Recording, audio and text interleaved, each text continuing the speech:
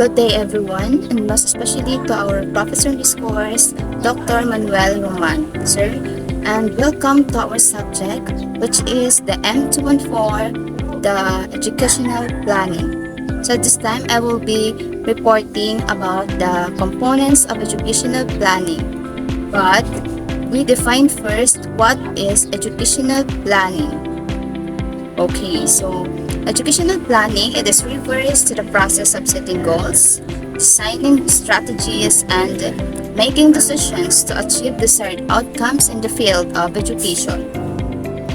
It involves analyzing current educational needs, resources, and challenges, as well as forecasting future trends and demands.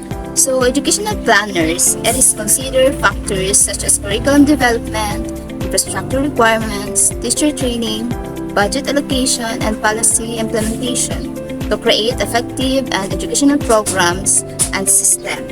So, the aim of this educational planning is to ensure that all individuals have access to quality education that meets their needs and contributes to personal development and societal progress. As an educational planners, how important educational planning is. So planning, it is ensures that success of an institution while taking into consideration the school's issues, conditions, constraints while giving importance and focus on what the institution wants to achieve, its objective, mission, and mission. So planning also it diminishes the trial error, hence it gives intelligent direction to the activity. So another one important is planning is a response to financial and non-material resources activity which it provides alternative. So the educational planning also it give effectiveness and efficiency, save times, money, and effort. So that's all the important of educational planning to our institutions or as an educational planner. So this time I will discuss to you the components of educational planning. So first we have educational status and headcounts. It is every realistic plan is based on dependable census. When the figures from the headcount are accurate and dependable, we can easily estimate the number of classrooms, teachers needed, staff, chairs and tables, capital and recurrent cost, among others. Capital cost, it is pertains to payments for acquisition or maintenance of major investment that is including the equipment, facilities, or infrastructure. So the recurrent cost means that is the payment other than for capital assets, which is including the goods and services like wages, salaries, subsidies, and the interest payments. So that is educational status. So next components is supply and demand of teachers. It is a way of securing the future provision of teachers of desired qualities and desired quantities to meet the resources available for employing them. So the challenge is to manage the teacher force and the production of the teachers so that the annual changes in the required stock of teachers are as nearly as possible equal to changes into the net flow of teachers. But why is there still teacher shortages and surplus of teachers? So that is also depends upon to the number of our learners. Okay, so when it comes to supply and demand of teachers, it is can vary depending on factors such as location, the subject area, and the level of education. So in some areas, there may be a surplus of teachers, leading to competition for available positions and potentially lower wages. Conversely, in other areas or for specific subjects such as math, science, or special education, there may be a high demand for qualified teachers, which is resulting in better job prospects and potentially higher salaries. So, the factors influencing supply and demand include the population growth, the government funding for education, changes in educational policies, and societal attitudes towards teaching as a profession. So additionally, trends such as the aging population of current teachers, retirements, and attrition rates also impact the balance of supply and demand in the teacher workforce. So overall, ensuring a balance between the supply of qualified teachers and the demand for their services is crucial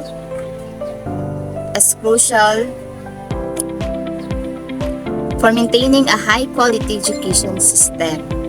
This often involves initiatives to recruit and retain teachers, can provide professional development opportunities, and address any disparities in teachers' distribution across different regions or subject areas. So, as an educational planner, you must consider that components. Okay, let's proceed to the third components of educational planning, which is the educational financing. It is make your budget work for your school improvement plan or the SIP of your school while taking into consideration the following: the old budget from learn from underspending and overspending. You must also consider the pupil numbers or the census, exam results which can identify which part of the curriculum could benefit from the money, and can also consider the pay skills of teachers and staff, and the other resource requirements such as money for maintenance, insurance, and operating expenses. Okay, additionally, educational financing, it is also refers to the various ways in which individuals, institutions, and the government fund education, which include the personal savings of the school, scholarship and grants, students' loans, or when we say students' loans, it is many students rely on loans to finance their education, especially higher education, which is these loans must be repaid with interest either while the student is still in school or after they graduate. Another, it may include the government funding, the employer assistance, and the crowdfunding. So each of these resources of financing plays a crucial role in making educational accessible to people from all backgrounds.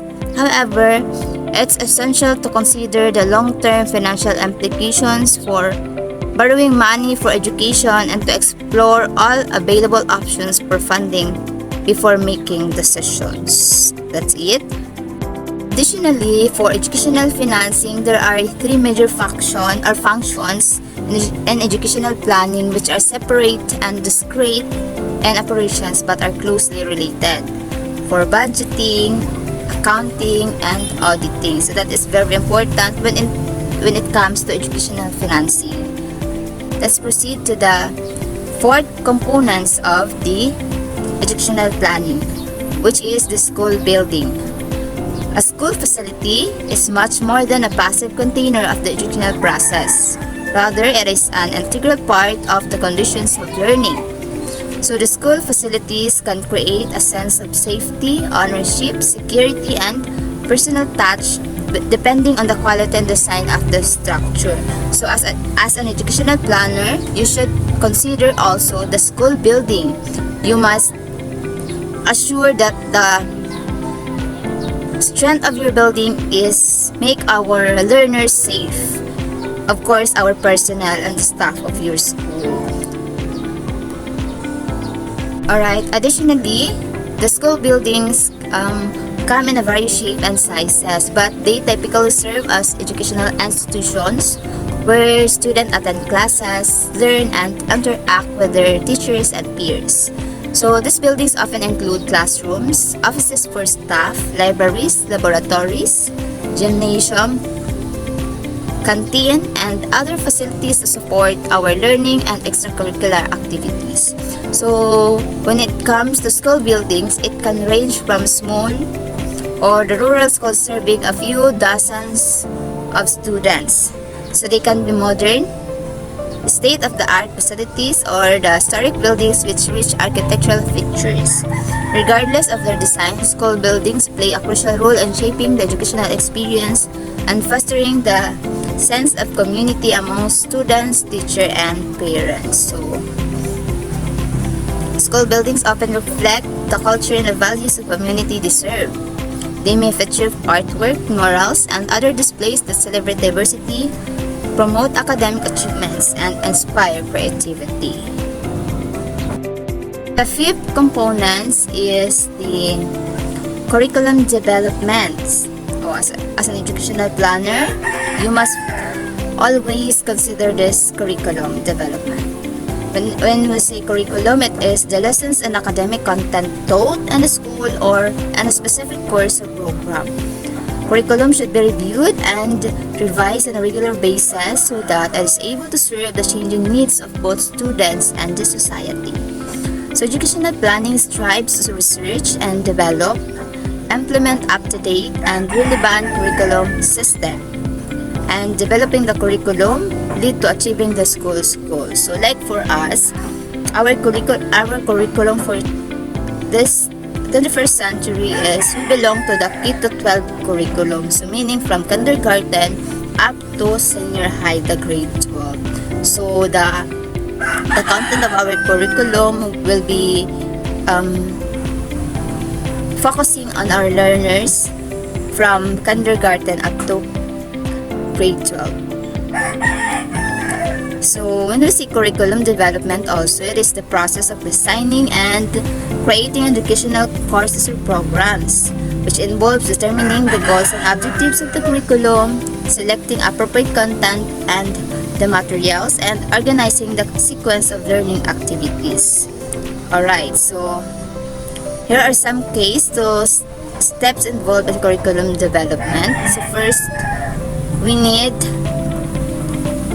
the needs assessment, the setting objectives, the content selection, instructional design, implementation, evaluation, and revision and improvement. So curriculum development can vary depending on the educational level. So like what I am saying a while ago, that example for this curriculum development is the K-12, the higher educational and vocational training in the subject area, which requires collaboration among educators, administrators, subject matter experts, and other stakeholders to ensure that the curriculum meets the needs of our learners and prepares them for a success. Okay, the next component is the educational materials. It is also known as the TLM, which meaning teaching learning materials, which is defined as the resources, whether human or non-human, animate or inanimate, that the teacher will use to help to achieve learning goal or objectives. So planning the materials and the object and activities to provide and use will aid the school manager in organizing and monitoring students' behavior and will allow teacher to manage less and teach more. So that is the very advantage of having our educational materials. Makes our learning lighter, and our atmosphere will become interactive when it comes to educational materials. It is also refers, additionally, educational matters, it is also refers to resources designed to facilitate learning and impart knowledge to our learners.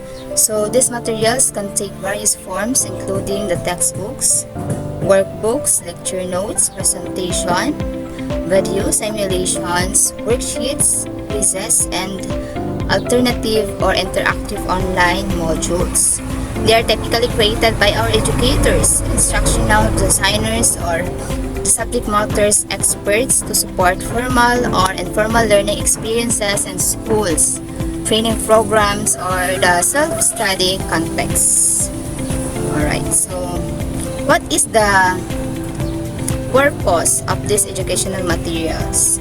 So maybe include the providing information, that is the very purpose, the main purpose of our educational materials is to provide information, reinforcing learning, facilitating engagement, supporting our differentiation, and promoting collaboration. So, the educational materials play a crucial role in shaping the learning experiences of the students, can significantly impact their academic achievement and overall educational outcomes.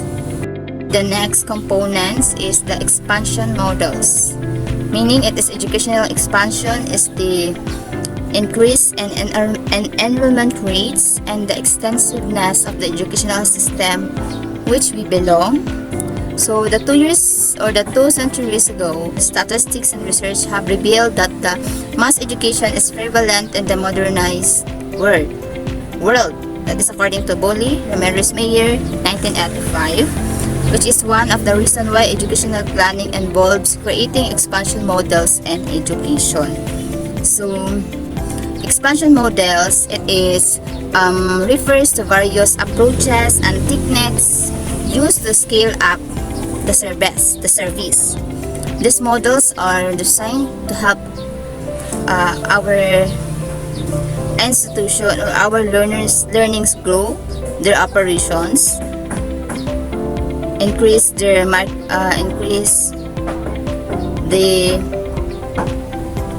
academic, and to reach a new learners coming to our school. So each expansion models or the expansion models has its own advantages and challenges that may choose to use one or the combination of approach based on the goals, resources, and the conditions of our institution. So that is expansion models. Next are the last components of educational planning is the legal basis. So there are such things as educational laws that protect both students and educators. So as legal protection is also an expenditure to think about. The law or the laws are dictate work hours, hourly wages, licensing, and workman. So it includes the time of our teachers to work and school. So we have the 8 hours in teaching, including the ancillary, as long as you can render 8 hours every day. And if you have a overtime work, it is compensating. Alright, so according to Republic Act 7610, which is the special protection of children against abuse, exploitation, and discrimination. So when it comes to legal basis, we as an educators or the leader or the model of in school, we should know what are the legal basis where can protect our profession. So we should know this one, the Republic Act 7610. Another one is RA 4670, Magna Carta for Public School Teachers. So this one, the Magna Carta is not usually utilized by our personnel because they didn't know how to use it one. So for additional information, the Magna Carta can be used by the public teacher, which can undergo severe or major operations. Most especially, it is for women. It is for women also. If you are undergo major operations, you can use this one. So if you have for public teachers only, if you have Form 6, you can see here the Magna Carta. It is a privilege of every woman to use it. I think it is 60 days. It is 60 days privilege to our teachers. But sad to say, few teachers know about it, and they usually, if they are undergo medication or surgery or operations, they are usually use their sick leave together with their service credits, which is can be minus to their service credits earned, totally earned of their service credits. So if you are aware of it, if you are aware for Magna Carta, you can use this, most especially to our women teachers. You can apply this one as long as you are at you are supported documents, most especially the medical certificate, which is signed by your medical officer or the doctor. You can just support the documents or let's say a proof that you are undergo an operation, major operation. So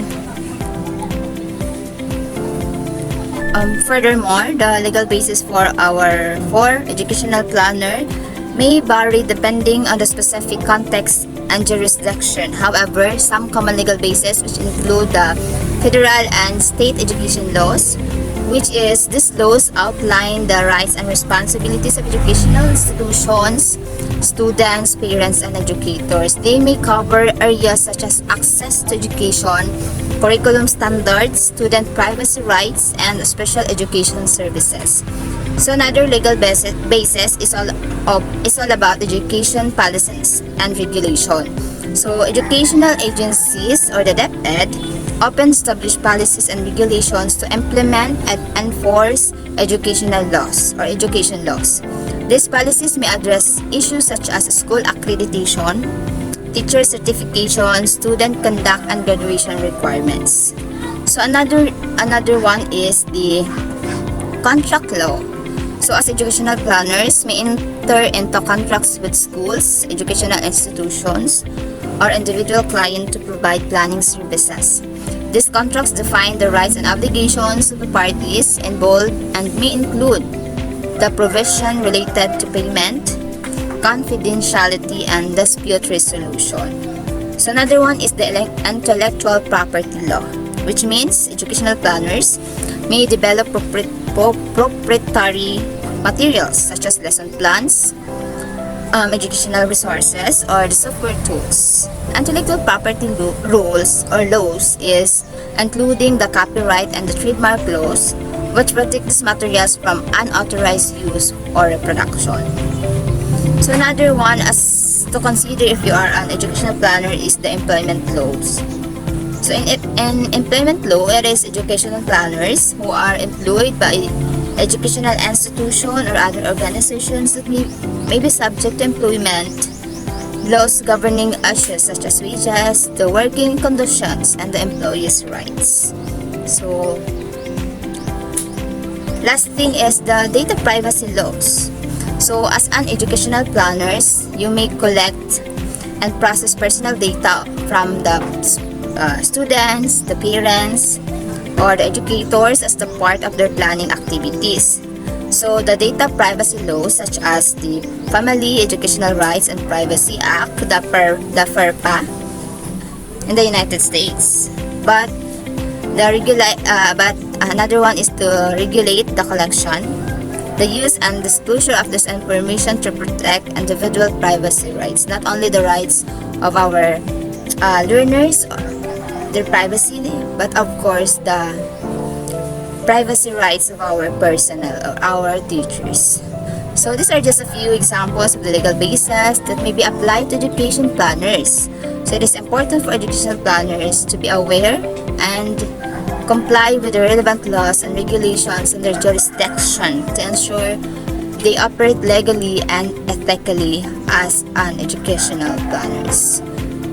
That's all of my reports, and hopefully you have learnings from my presentation for this topic. Alright, by the way, again, I am Vivian A. Basanez, the reporters of this topic, which is the components of the educational planning. So thank you very much for your time and for listening for me, and watching also. That's all. Thank you and God bless.